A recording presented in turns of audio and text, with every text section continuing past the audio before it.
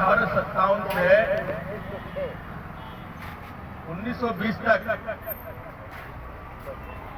इस अंग्रेजों के छक्के छुड़ाने, उससे जितने छक्के उस टाइम छुड़ाए उस टाइम छक्के छुड़ाए गए और उस टाइम अंग्रेज भी काफी मारे गए।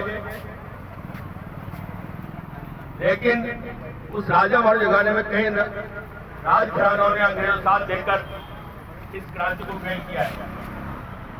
भारत के कुछ दलाल लोग थे राजघराने के, वो क्रांति उसके साथ सबसे खासकर जो राजघराना था वो ग्वालियर का था, सिंधिया खानदान, सबसे बड़ी गद्दारी उसकी मानी जाती है।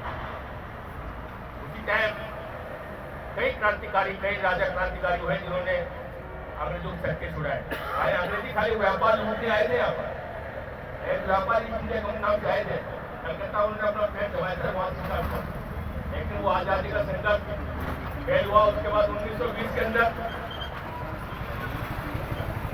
फिर आजादी का संघर्ष शुरू हुआ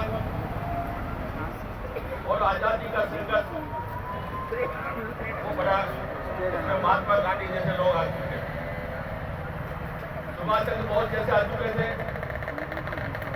तीसरी क्रांति की हालांकि दो क्रांति, इसके बाद एक और क्रांति उसकी, उसके पहले क्या नाम महाराज लक्ष्मीबाई ने क्रांति, वो बात की क्रांति। लेकिन ये क्रांति के लिए दो चला कॉमेंट, इसमें जो वोट लेकर आए जाए लग रहे वोट हमारे हिंदुस्तान की बनाई, सेना ड्यूटी जो वो हिंदुस्तान की,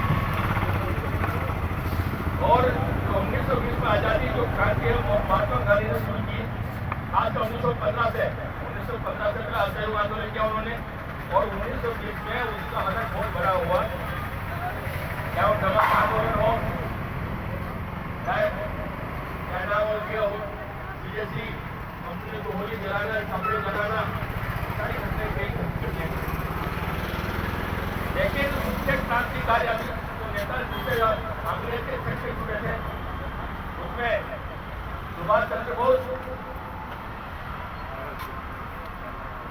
सबसे बड़े मुख्य रहे, और उसके साथ भगत सिंह, राजपूत, सुखदेव ने 3 गोली किया। इसने अंग्रेजों की सेनाओं के छक्के छुड़ाते थे। चंद्रशेखर आजाद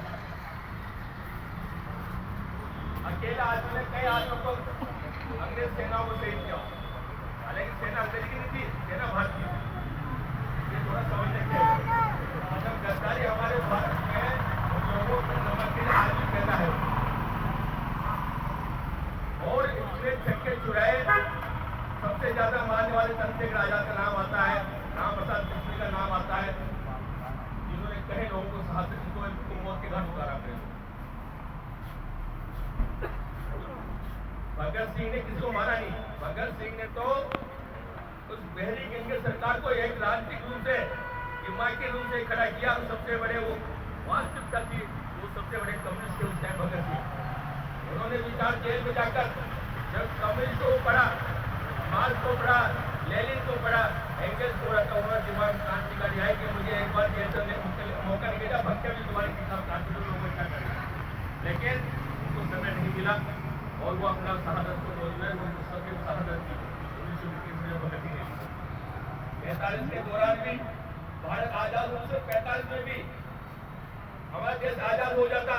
1945 में जब चुनाव करवाए पहली बार पूरा अंतर्राष्ट्रीय दबाव के कारण, उसमें कांग्रेस को बहुमत मिला, लेकिन यहाँ पर हिंदू मुस्लिम कराने में सफलता